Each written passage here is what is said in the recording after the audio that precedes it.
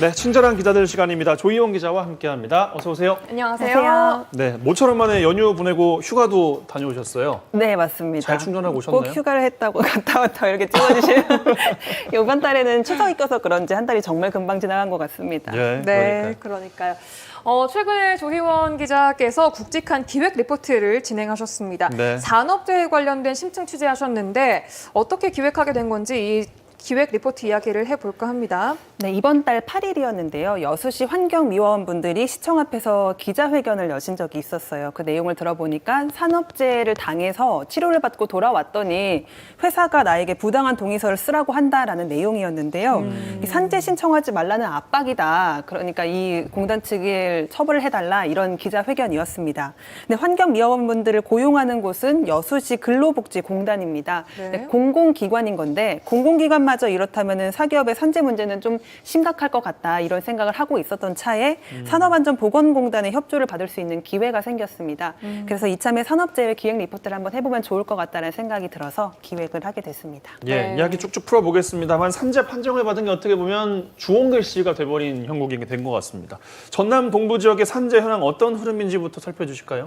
네, 산업안전보건공단과 함께 최근 5년 동안에 전남 동부 지역에서 발생했던 산업재해 사례를 한번 따져봤는데요. 일단 제조업에서 가장 많은 사고가 발생을 했었습니다. 2016년부터 따져봤는데 319명이었던 제조업 사고 재해자 수가 작년인 2020년에는 350명으로 10% 증가하는 걸 확인할 수 있었습니다. 네. 그리고 매년 한 300명대를 기록을 하고 있었고요. 규모별로 사고 재해자 수 한번 따져봤는데 네. 2,000명 이상이 가장 많았는데 여기서는 오히려 사고가 많이 발생하지 않아서 13명을 기록했습니다. 작년 한 해. 이게 종사자 수를 나타내는 거잖아요. 네, 맞습니다. 근데 5인 미만 종사자의 사업장에서는 오히려 더 오히려 많은 훨씬 사고가 많네요. 발생해서 80명이나 사고를 당했습니다. 왜 이런 거예요?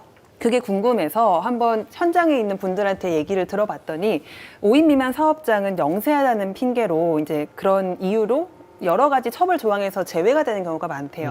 그러니까 사업주들도 조금 더 가벼운 마음으로 산재 예방에 최선을 다하지 않는 경우가 많은 것 같다 이런 말씀들을 해주셨습니다. 네. 근데 취재하면서 놀랐던 건요. 사실 법망을 피하기 위한 서류상 5인 미만 사업장도 많다는 것이었는데요. 실제로는 5인 이상 사업장인데 서류상만 그렇다는 거죠? 네, 맞습니다. 그래서 왜 그러면은 사업주들이 5인 미만 사업장을 서류로 꾸며내는지가 궁금해서 알아봤더니 5인 미만 사업장에는 예외가 되는 조항이 많았습니다. 네. 초과 근무를 해도 연장 근로수당 지급하지 않아도 되고요. 그리고 해고를 서면 통지할 의무가 없습니다. 그리고 52시간을 초과해서 근무하면 안 된다는 게 여러 사업장들에게 적용이 됐는데 5인 미만 사업장은 예외입니다. 그리고 생리휴가나 유급휴가 주지 않아도 되더라고요. 그래서 사업자 입장에서는 너무 쉽게 운영을 할 수 있어서 선호를 하는 건데 그 방법이 참 꼼수라고 하는데 여러 가지로 기상천외한 방법으로 많이 하고 있었습니다. 네. 한 가지 첫 번째는 먼저 사업자를 다르게 내서 업장을 쪼개는 경우가 많았는데요. 한 예로 경기도의 한 장례식장에서는 매점과 뭐 식당, 빈소를 다 각각 사업자를 낸 거예요. 한 장례식장인데 네, 그래서 한 그렇게도 돼요? 장례식장인데 사업주가 3명이 된 거죠. 그런 식으로 5인 미만으로 쪼개는 경우도 있었고요. 두 번째는 이게 가장 많았는데 직원들을 고용보험에 가입시키지 않아서 사실상 한 8명, 10명이 일하고 있어도 일하는 사람은 5명으로 통계에는 잡히는 그런 경우가 있었습니다. 그리고 사업소득자로 이 직원들을 위장 등록을 하거나 앞선 사례랑 좀 비슷한데 현금으로만 임금을 지급해서 아예 흔적을 남기지 않는 수법을 쓰기도 했습니다. 네. 한 시민단체가 제보를 받아봤는데요. 지난 1년 동안 전국에서 서류상 5인 미만 사업장으로 운영되다가 적발된 사업장이요. 100곳이 넘는 것으로 집계가 됐습니다.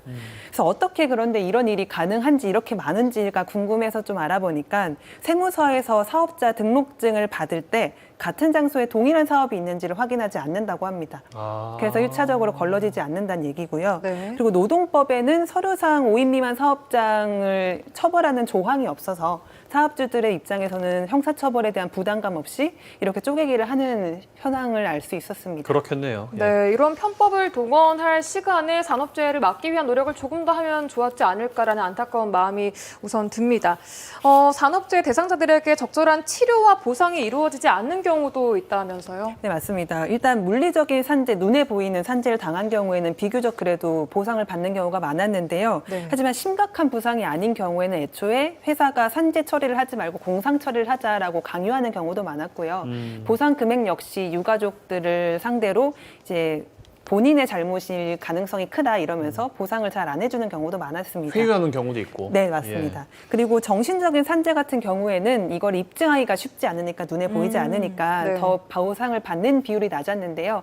앞서 말씀드린 물리적인 산재 같은 경우에는 90% 보상을 받는다고 하면 이 정신적인 산재 같은 경우에는 60에서 70% 정도만 보상을 받고 있었습니다. 네. 네. 정신적 피해에서 가장 심각한 거는 외상 후 스트레스성 장애라고 하는 PTSD 장애였는데요. 이 같은 경우에는 본인이 직접 당한 게 아니라 이걸 보거나 뭐 옆에 있었을 때 겪는 증상이에요. 그러니까 동료의 사고를 목격하거나 겪었을 때. 충격이 그랬을 크죠. 때. 네. 예. 이것도 굉장히 큰데 보상을 받는 비율이 너무나 적더라고 인정을 받는. 지난해 근로복지부공단에 접수된 전국 산재 신청 현황을 한번 봤더니요. 이 PTSD로 산재 신청을 해서 인정을 받은 비율이 전체 산재 승인 건수의 0.03%에 그쳤습니다. 0.03, 참 거의 인정을 안 해준다고 해도 과언은 아닌 것 같은데 산재와 관련된 법원 판결도 살펴봤습니다. 사측에 처벌받는 경우가 미비하다고 들었고 산재가 반복되는 이유와도 연관이 상당히 크겠어요. 네, 맞습니다. 사례를 하나 들어드리면요. 지난 1월에 여수에서 좀 큰 사고가 있었습니다. 김용균 씨와 돌아가신 김용균 씨랑 비슷한 사고였다라는 이유로 더 주목을 받았는데요. 여수 산단 금호TNL의 석탄 컨베이어 벨트 공정에서 발생한 사고였습니다. 이게 네. 올해 첫 산재였죠? 네, 사고였죠? 맞습니다. 네. 예. 협력업체 직원 33살 A씨가 이제 작업을 하다가 기계에 끼이는 사고가 발생했는데 2시간 20분 만에 병원으로 옮겨졌지만 안타깝게 숨지는 사고였습니다. 근데 당시 특별 근로감독을 노동청이 시행해 보니까 법 위반 사항이 117건이나 발견이 됐습니다. 그런데 이 위반 사항으로 회사 측이 부담한 과태료는 3,400만 원이 전부였습니다. 그러면서 노동청이 이제 나머지 위반 사항에 대해서는 형사처벌을 받을 수 있게 하겠다라고 하면서 공장장과 법인 하청업체 대표를 기소 의견으로 송치를 했는데요. 검찰로 넘어간 사건은 아직까지 8개월이 지나도록 감감무소식입니다. 그래서 노조에서는 무거운 형사처벌로 이어지지 않을 가능성이 높다고 우려를 하고 있는데요. 네. 실제로 사고가 나도 무거운 형사처벌을 받은 적을 본 적이 없다 이렇게 말씀을 하시더라고요. 그래서 한번 따져봤습니다. 최근 2년 동안 전국 하급심 법원, 그러니까 1심 법원에서 산업재해 가 났던 판결을 한번 통계를 내봤는데요. 산업안전보건법 위반 혐의로 형사처벌을 받은 비율이 0.3%에 그쳤습니다. 네. 그리고 재산형 처벌, 그러니까 벌금 정도로 끝난 경우가 30% 정도였고요. 나머지 70%는 뭐 공소기각, 무혐의 이런 처벌이 났습니다. 네. 네, 그렇습니다. 취재하시면서 이 산업재해 관련된 분들 또 피해를 입으신 분들을 많이 만나고 또 인터뷰하셨을 것 같습니다. 보면서 어떤 마음이 가장 크셨어요?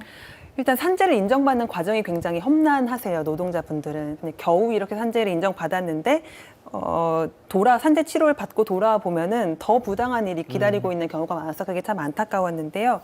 앞서 시작할 때 말씀드렸던 그 여수시 환경미화원 분들 같은 사례의 경우에는요. 산재 치료 후 돌아왔더니 이 주말 추가 근무에서 난 배제가 돼도 괜찮다라는 동의서에 사인을 하라고 했다고 합니다. 근데 이 주말 추가 근무를 하지 않으면은 원래 받던 임금이 한 30% 정도는 못 받게 되는 상황이어서 네. 노조 이제 일하시는 분들 입장에서는 반대할 수밖에 없었던 건데 네. 이거를 두고서 공단 측은 추가 근무는 원래 예외 조항이라서 이건 법적으로 문제가 없다. 그리고 산재가 또 재발할지 모르니까 그걸 예방하는 차원이다. 이렇게 얘기를 하고 있어서 좀 다시 또 투쟁을 이어가셔야 되는 상황이어서 안타까웠습니다. 네. 또 하나는 또 전남의 영암의 한 조선소에서 일하셨던 분의 사례를 접할 수 있었는데요. 이분이 산재 치료를 받고 돌아와 보니까 조선업계 불황이어서 회사가 파산을 하셨대요. 네. 그래서 다른 분들이 이제 옆에 있는 회사로 다 고용 승계가 되셨는데 네. 이분을 포함한 산재 치료를 받았던 세 분은 고용 승계 대상자 명단에서 빠져 있으셨다는 거예요. 아, 그러니까 돌아오니까 자리도 없고 네, 명단에도 돌아오니까 빠져 있고. 회사는 공중분해됐고 자기는 직장을 잃은 상황이 돼버린 거죠. 그러니까 산재 신청을 했다는 이유만으로 불이익을 받으신 네. 케이스들이네요. 물론 네. 회사에서는 그렇게 직접적으로 말하진 않지만 누가 봐도 그 세 명은 산재 치료를 받았다는 공통점이 있어서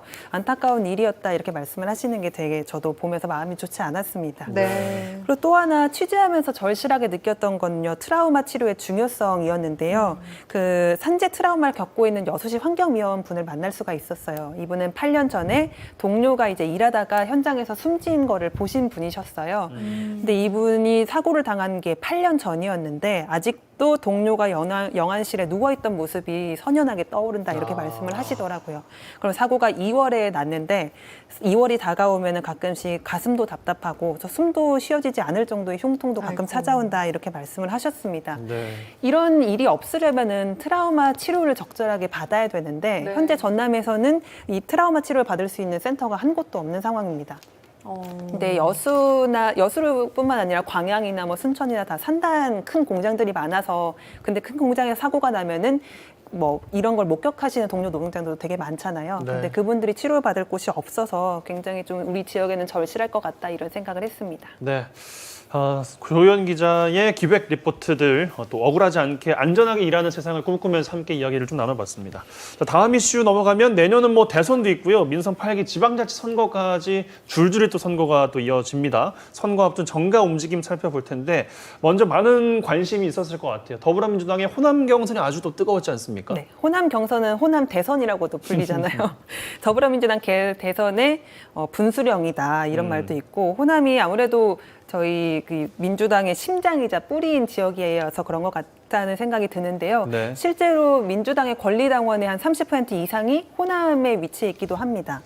그래서 이 호남 경선은 1, 2차에 나눠서 진행이 됐습니다. 지난 주말 동안 진행이 됐는데요. 1차로 광주 전남 경선이 있었습니다. 이 경선에서는 이낙연 후보가 간발의 차이로 이겼습니다. 네. 0. 몇 % 차이였어요? 네, 전남 도지사를 이제 역임했으니까 아무래도 좀 쉽게 이기겠다 이런 관측이 많았는데 이낙연 후보는 47.12%였고요. 이재명 후보는 46.95%였습니다. 상당히 근소한 차이에서 놀랐던 기억이 있고요. 네. 또 전북 경선이 2차 대전으로 펼쳐졌는데 여기서는 이재명 후보가 전세를 엎었습니다. 주말에, 네. 54.55%를 얻어서 최종적으로 호남 전체 결과에서는 49.7%를 얻어서 최종 승자가 됐습니다. 예. 지금까지 쭉 다 더해보면 어느 정도나 돼요? 네, 지금까지 충청, 강원, 호남 이렇게 경선이 진행이 됐는데요. 이재명 후보가 53.01%, 그리고 이낙연 후보가 34.48%, 네. 추미애 후보가 10.6%, 박용진 후보가 1.23%로 1, 2, 3, 4위를 달리고 있습니다. 네. 네. 자, 지방자치단체장 선거를 앞두고 우리 지역도 지금 들썩이고 있습니다. 광양시의 케이스를 보면은 현직 시장인 정연보 광양시장이 불출마하겠다고 또 밝혀서 주목을 받은 바 있어요. 네, 맞아요. 9월 14일이었는데요. 본회의 자리에서 정 시장이 공식적으로 선언을 합니다. 일단 건강상의 사유를 이유로 들었고요.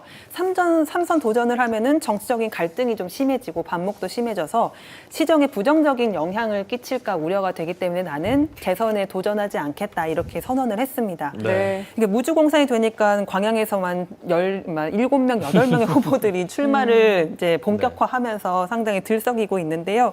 일단 광양은 그렇고 여수와 고흥은 건호봉 현직 여수시장과 송기군 고흥 군수가 재선 도전할 가능성이 좀 높아 보인다는 전망이 나오고 있습니다. 예. 관건은 이제 순천이 될 것으로 보이는데요. 허석 순천시장 같은 경우에는 재판 결과가 아마도 관건이 될 것 같습니다. 네. 현재 1심에서 국가보조금 사기 혐의로 징역 10개월을 받아서 직위 상실형을 받은 상태인데요. 2심이 이제 10월 19일에 결과가 나와요. 항소를 했기 때문에. 근데 결과가 나오면은 물론 마지막 3심까지 대법원까지 갈 것 같긴 하지만 그거에 따라서 출마 여부를 결정할 수 있을 것 같다 이런 얘기들이 나오고 있습니다. 네. 네.